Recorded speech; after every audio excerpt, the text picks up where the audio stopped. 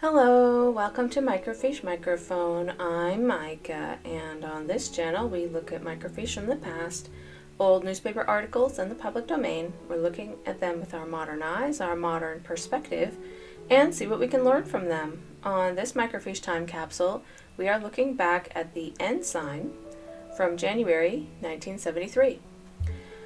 So I originally wasn't planning on ever using the Ensign, but as we discovered last time when we were talking about Jesse Gauze, that there are sometimes people that I can't talk about, even from the past, without venturing into the 70s. So I've kind of expanded my own rules a little bit, and I've decided that I'm okay with moving forward into the 70s. I'm going to try not to use any more modern sources than that until we jump into Wikipedia, of course. But I just feel like that's necessary because there are some people we can't talk about otherwise. And James E. Faust is one of them. So this article is entitled Elder James E. Faust, Assistant to the Council of the Twelve by Eleanor Knowles. So James E. Faust is the last member of the first presidency that we have not discussed who is not still alive. There are a total of 4 people that were in the first presidency or are in the first presidency that are still alive, and that is Dieter F. Uchtdorf, Henry B. Eyring, Dallin H. Oakes, and Russell M. Nelson. So I might update this if things change, but that is the plan right now. Anyway, so James E. Faust, focus, was a counselor in the first presidency under Gordon B. Hinckley. And he passed away sometime in the 2000s. I want to say 2004, but I'm not 100% sure on the date. It might have been later. 2008 maybe, 2007, I can't remember. It was something like that. And what do I know about him? I believe he was a lawyer. And so many of them weren't they? And I also think that he served a mission in Brazil, if I remember correctly, and that he was really passionate about temples coming to Brazil because there wasn't one when he went on his mission. And then he kind of pushed for it since he was called into the Quorum of the 12, thinking that that was kind of his mission, as an apostle, was to help the Brazilian saints, because there were so many of them and they just didn't have the resources that other saints did around the world, And if I recall correctly, then that's the same person. Anyways, so the article's not too long, so I'm going to go ahead and jump in. Elder James E. Faust, Assistant to the Council of the 12 by Eleanor Knowles. I realize that life for me and mine can never be the same. For 22 years until now, last Thursday, I have been a lawyer. So I was right about him being a lawyer. Now I shall try to become one of the fishers and help these brethren cast forth and draw in the nets of eternal life. With these words, spoken in the October General Conference, Elder James E. Faust closed a chapter in his life and began a new one, that of full-time service to the Master. A person can't come to a position like this without looking at the home he came from, Elder Faust declared. Like Nephi of old, he too was born of goodly parents. He was born in Delta, Utah on July 31st, 1920, to George A. and Amy Finlayson Faust. No man ever had a better father than did I, he declared in his General Conference address, and I hope that I will always honor his good name. My widowed mother is among you in the television audience, and I am sure that she weeps. Many times in my childhood I have happened upon her knees, praying for her 5 sons, and I wish to tell her that this son continues to need her faith and prayers. Wow, that's really sweet. First of all, that he had 4 brothers, and that 5 sons, that's a lot, I'm not gonna lie. And him feeling so humble by this calling as assistant to the 12. This is before he was in the Quorum of the 12, and this is before he was in the first presidency.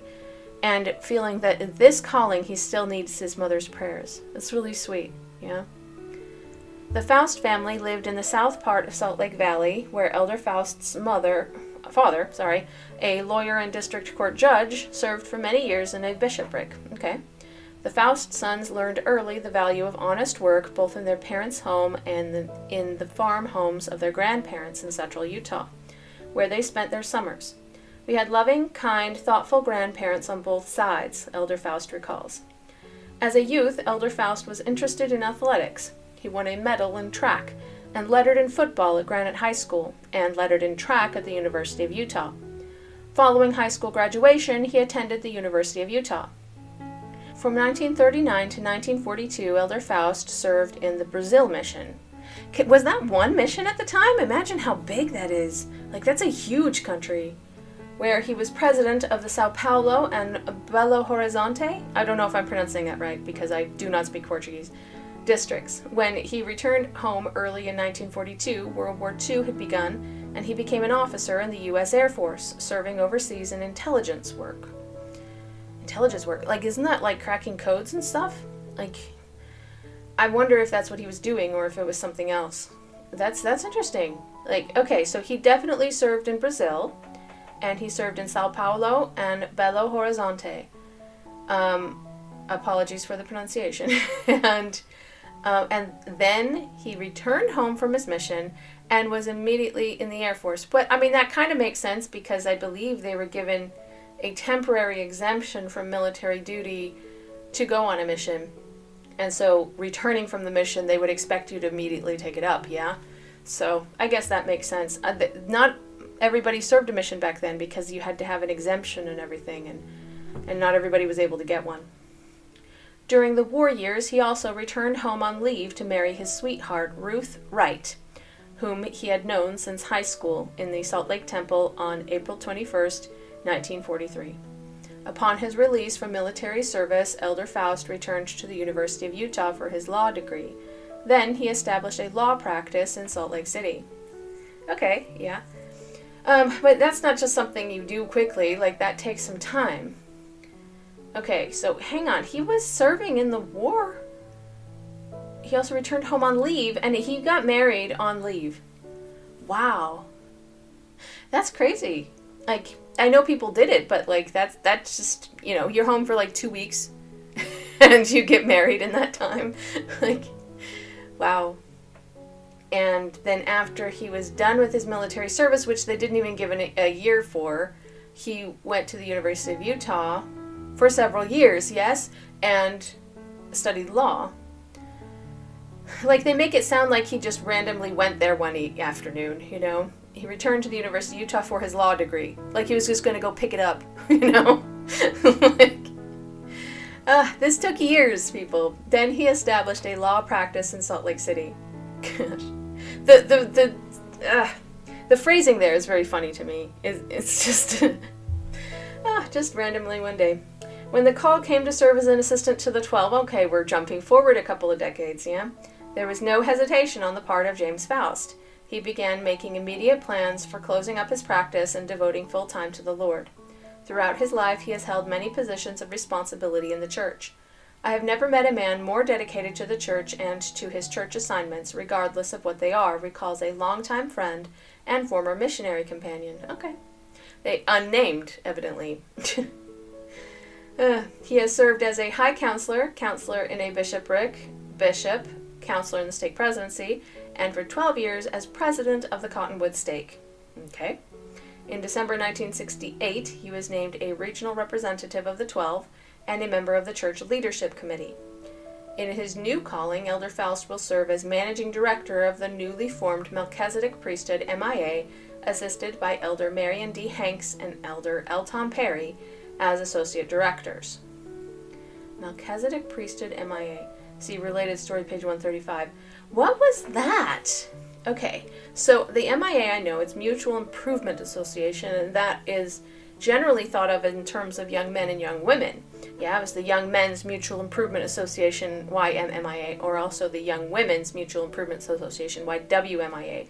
But, like, the Melchizedek Priesthood MIA, I mean, those are adults. So is that for young adults or is that for all adults? Men. Yeah? I don't know. It's interesting.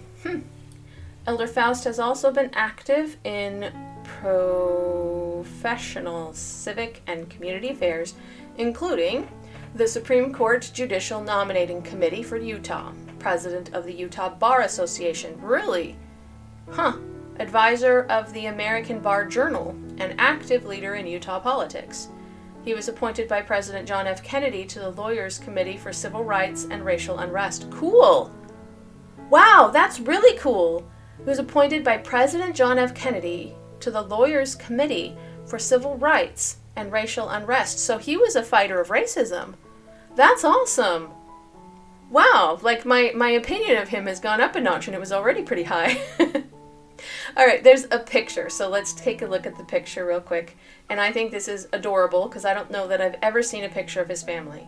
So this is the Faust family. In front, Elder Faust holding granddaughter Nicole, sister Faust, Lisa, Robert.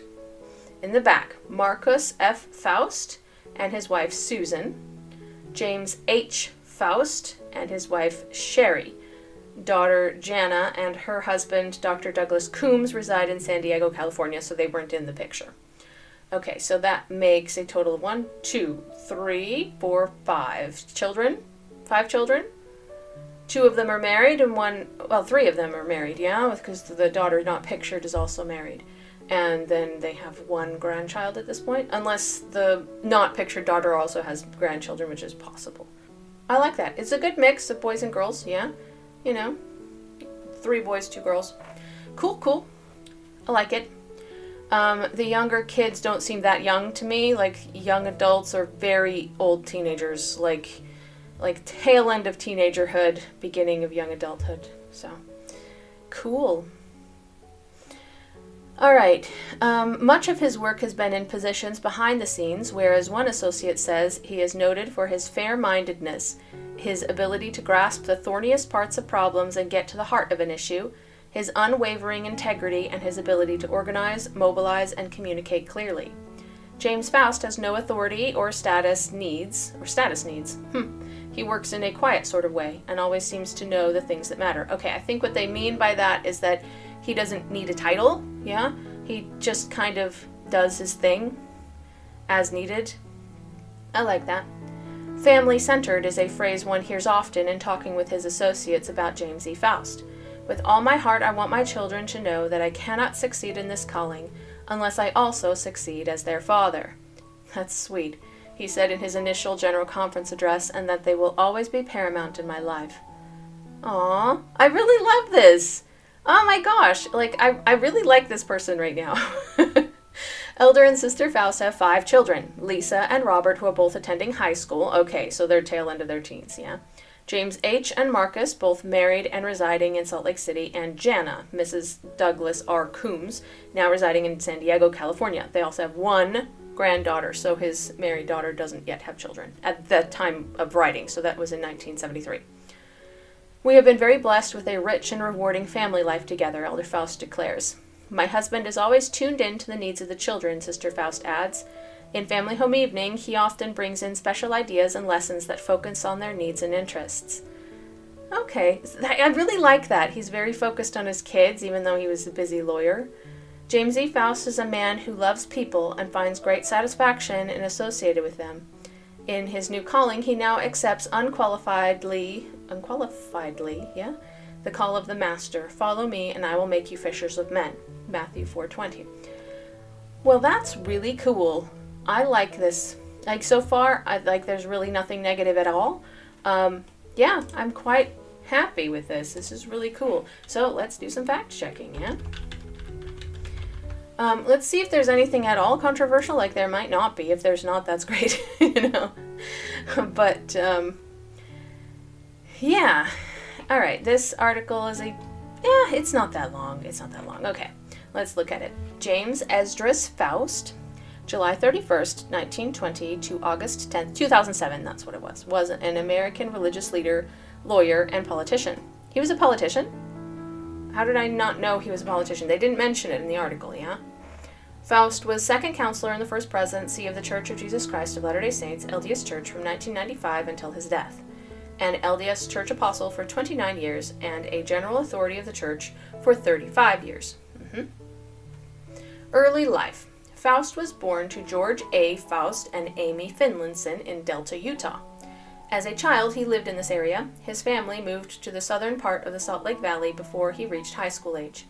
He attended Granite High School in Salt Lake City. Who else attended that school? I feel like there was something significant about that school.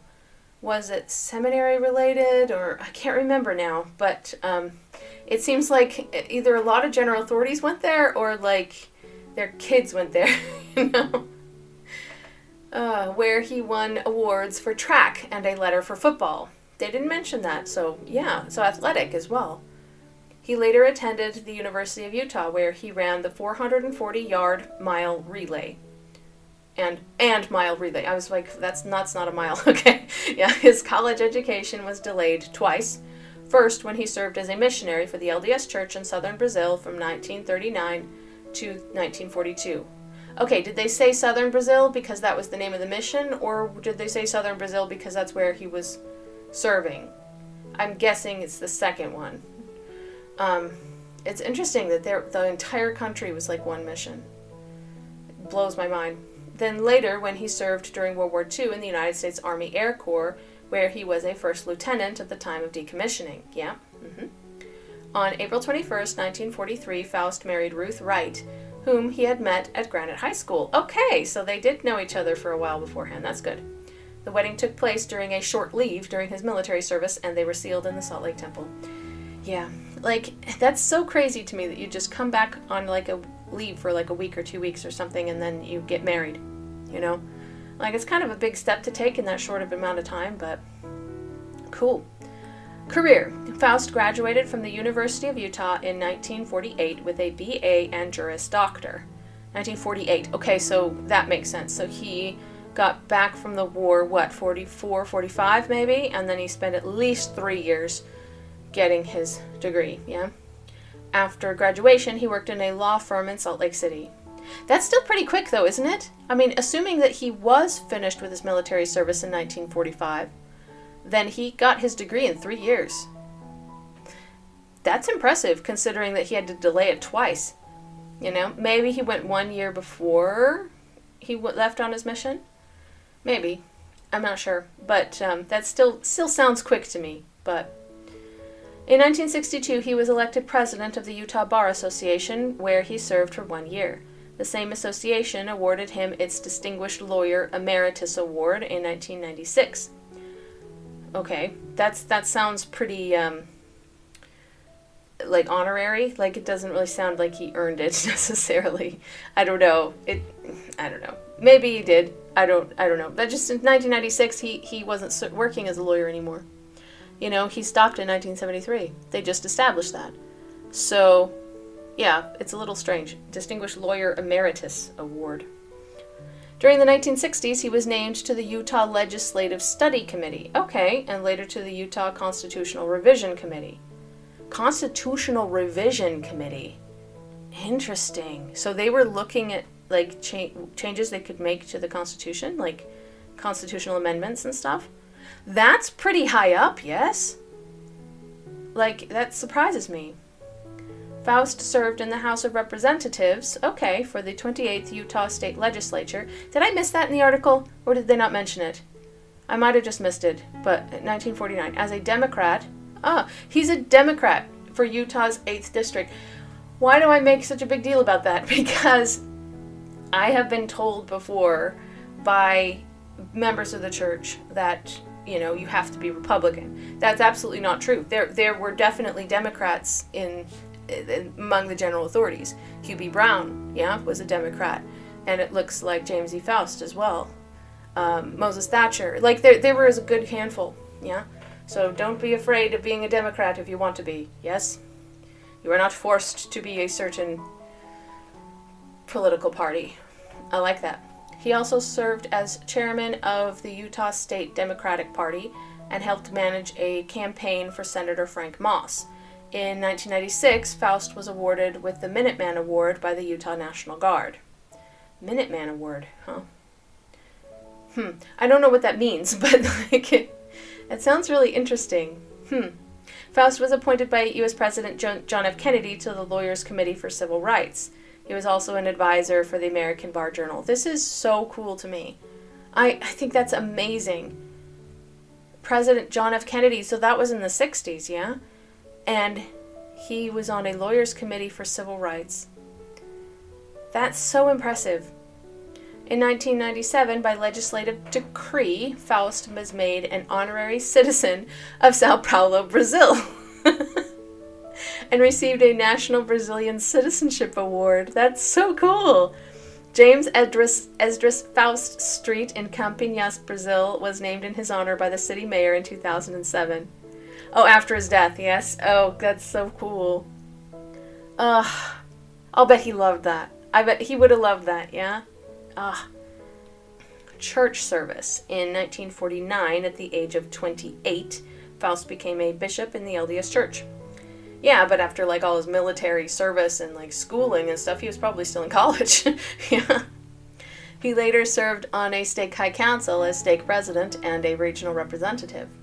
Faust was called as an assistant to the Quorum of the 12 Apostles on October 6, 1972, and served in that capacity until October 1st, 1976. At that time, the position was eliminated, yeah, and he entered the first Quorum of the 70. That was pretty typical, most of them did. In 1975, he presided over the Brazil area of the church. Makes sense. During his tenure, the Sao Paulo, Brazil temple was announced. Yeah, he was so proud of that too, yeah. That was while he was in the... hang on. 1975. Okay, so he was still an assistant at that point. And then 1976, and then Sao Paulo, Brazil temple. When was that dedicated? Hang on, let me just quickly look it up. All the stats on it. Was dedicated October 30th, 1978. Okay. So that was when... oh, it was almost at the same time that he was called as an apostle. I'll bet he loved that. That was one of his first things that he did as an apostle, was to attend the dedication of the Sao Paulo, Brazil temple. I'll bet he loved that. I'll bet he was there.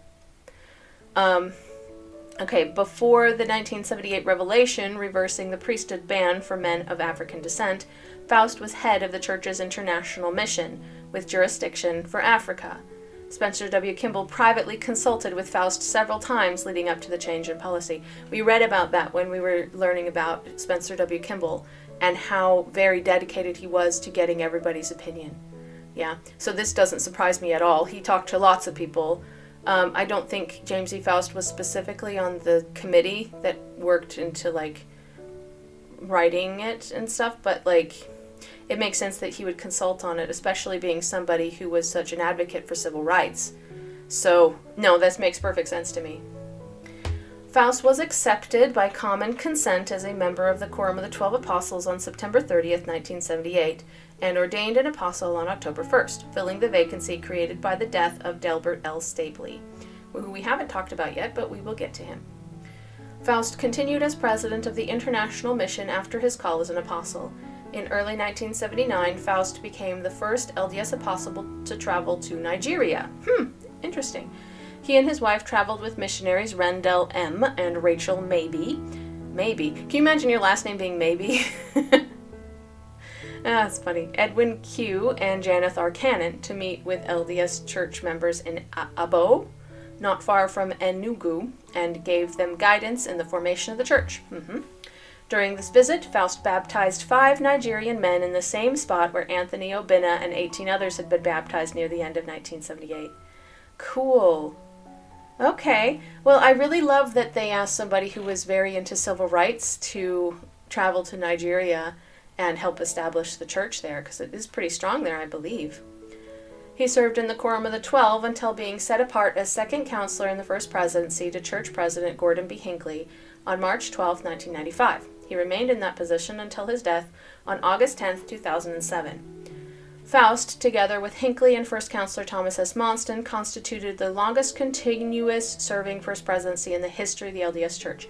Yeah, and the one before that was, I believe, Heber J. Grant, J. Raymond Clark, and David O. McKay, something like that. It was like 12 years, and then theirs was like gosh, it was a long time. 95, 2005. It was also 12. It was 12 and a half years, something like that. All right, family and death. Faust and his wife Ruth raised 5 children: James Hamilton Faust, Jana R. Combs, Marcus G. Faust, Lisa A. Smith, and Robert P. Faust. Okay, so it went boy, girl, boy, girl, boy. At the time of his death, they had 25 grandchildren and 28 great-grandchildren. He died on August 10th, 2007 in his home in Salt Lake City, Utah, of causes incident to age. Following a funeral service in the Salt Lake Tabernacle, he was buried in the Holiday Memorial Park in Holiday, Utah. Ruth Wright Faust died February 10th, 2008 at the age of 86, so shortly thereafter, yeah?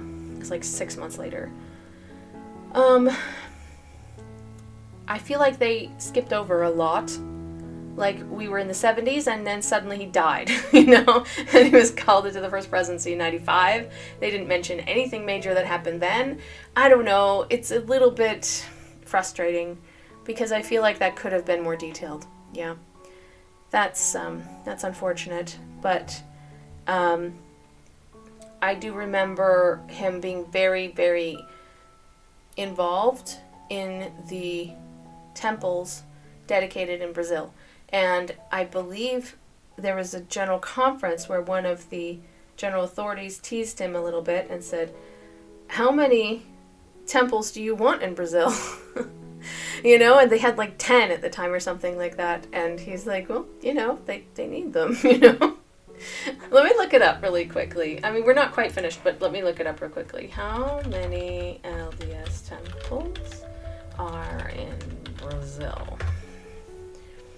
11. So there's 11 right now. And they are constructing 3, and there was another 1, 2, 3, 4, 5, 6, 7, 8, 9, 10 that have been announced. Okay. It's impressive. That's really impressive. I'll bet he loved that. Making a total of 24 temples in various stages of development. Cool.